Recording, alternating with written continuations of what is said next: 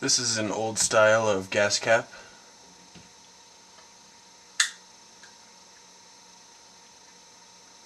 It uses a pin tumbler keyhole, regular style. To pick this, I am going to use a special tension tool where the 90-degree angle is placed at the tip. This is because if I was to use a regular tension tool, the cap would get in the way.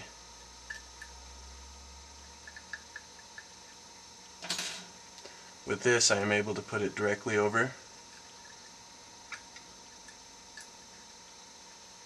and I can have tension. I'm going to use the offset diamond pick and the W rake, also known as Camelback. I got both these and this tension tool from lockpicktools.com.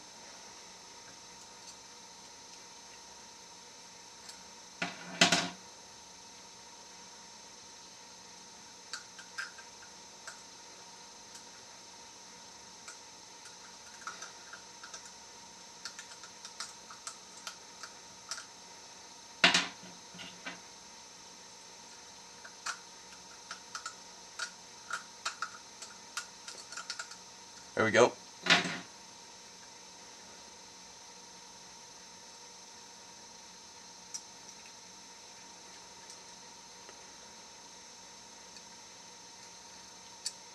Okay.